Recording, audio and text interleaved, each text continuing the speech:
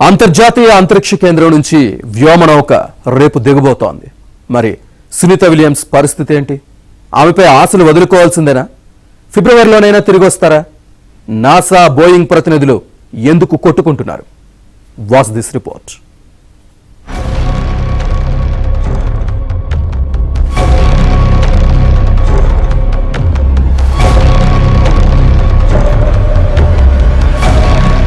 Boeing star liner ప్రయాణం నాసాకు తలనొప్పిగా మారింది.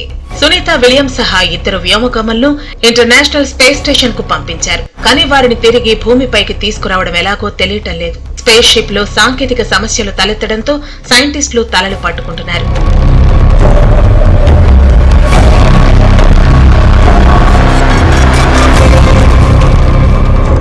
వ్యోమగామి విల్మోర్ సహా భారత సంతతికి చెందిన సునీత విలియమ్స్ జూన్ 5వ తేదీన అంతర్జాతీయ అంతరిక్ష కేంద్రానికి వెళ్లారు. 8 రోజుల టూర్ కోసం వెళ్లిన ఆమె వచ్చే ఏడాది ఫిబ్రవరి వరకు రాలేని పరిస్థితి తలెత్తింది. ఈమె వెళ్లిన బోయింగ్ కంపెనీకి చెందిన స్టార్ లైనర్ స్పేస్ క్రాఫ్ట్ లో సాంకేతిక సమస్యలు రావటమే ఇందుకు కారణం.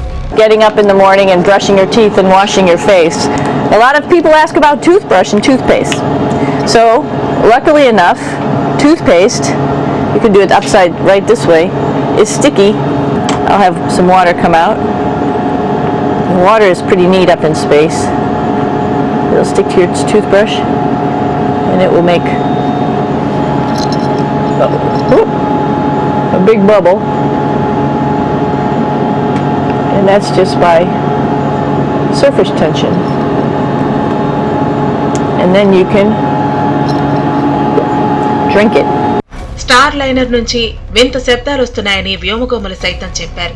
అందుకే ఈ స్పేస్ క్రాఫ్ట్ ను ఖాళీగా కిందకి దింపుతున్నారు.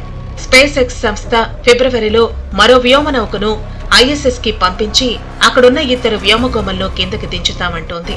అయితే ఇది జరిగేదేనా? అసలు నాసా ఎందుకు స్వయంగా స్పేస్ షిప్ ను పంపించదు? వ్యోమగాముల ప్రాణాల కన్నా బడ్జెట్ కే నాసా ఎక్కువ ప్రాధాన్యతనిస్తోందా?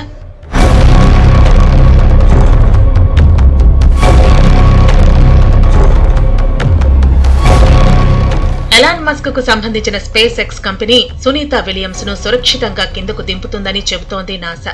అయితే బోయింగ్ కంపెనీతో నాసాకు తేడా వచ్చింది. ఇరు సంస్థల ప్రతినిధులు పలుమార్లు అమెరికాలో మీటింగ్స్ పెట్టుకున్నా సత్ఫలితాలనివ్వలేదు. పైగా వాదనలతో సమావేశాలు ముగియటంతో సునీత విలియమ్స్ ఫ్యూచర్ పై నీళ్లు అలుముకున్నాయి. అసలు ఆమె సురక్షితంగా భూమిపైకి తిరిగి వస్తారా అంటే అది ఇప్పటికీ $1 మిలియన్ ప్రశ్నే అంటున్నారు నిపుణులు. సునీత విలియమ్స్ మరొక వ్యోమగామి భవిష్యత్తు ఇప్పుడు అనిశ్చితంగా ఉన్నది. ఎలన్ మస్క్ కంపెనీగా ఉన్నటువంటి స్పేస్ ఎక్స్ తోటి నాసా ఒక ఒప్పందం కుదుర్చుకున్నదనేటువంటి వార్తలు వస్తున్నాయి. ఇది తమను కాదని తమకున్నటువంటి అవకాశాన్ని లేదా తమ నౌక రిపేర్ కానీ కొత్త నౌకని కానీ చేయకుండా మరొక సంస్థతోటి ఒప్పందం చేసుకోవడం ఏమిటనేటువంటిది బోయింగ్ కంపెనీ ఇప్పుడు నాసా మీద ఆగ్రహం దాలుస్తూ ఉన్నది. ఇప్పుడు అక్కడి నుంచి ఒక నౌక ఖాళీగా తిరిగి వస్తున్నది. తిరిగి మళ్ళా ఎప్పుడు స్పేస్ ఎక్స్ కానివ్వండి లేదా మరొక నాసా కానివ్వండి మరొక సంస్థ నౌక కానీ ఎప్పుడు వాళ్ళని తీసుకురావడానికి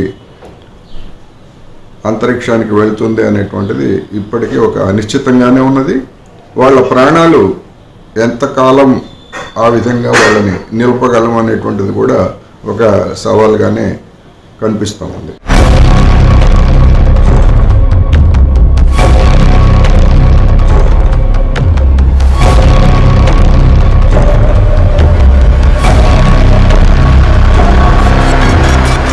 బోయింగ్ ఎగ్జిక్యూటివ్స్ తో విభేదాలు నిజమేనని నాసా సైతం ఒప్పుకుంది.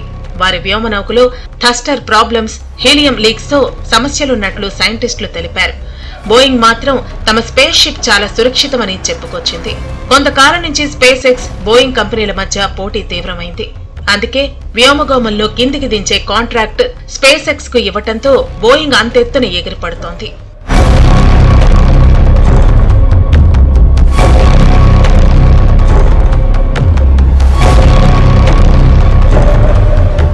అంతరిక్షంలో ఎక్కువ రోజులు ఉంటే చాలా సమస్యలు వస్తాయి. ఎముకలు, కళ్ళు, గుండె, కండరాలు, నాడులకు సంబంధించిన వ్యాధులు వస్తాయి. చూపు దెబ్బతినే అవకాశం ఉంది. గుండె బలహీనం కావచ్చు. రేడియేషన్ ప్రభావం ఎక్కువగా పడుతుంది. మనిషి మానసికంగా దెబ్బతినే అవకాశం ఉంది. గతంలో సునీత విలియమ్స్ ఒకసారి 195 రోజులు, మరోసారి 127 రోజులు గడిపారు. అందుకే ఆమెను స్ట్రాంగ్ ఉమెన్ అని, ఎలాంటి పరిస్థితులనైనా తట్టుకోగలరంటున్నారు.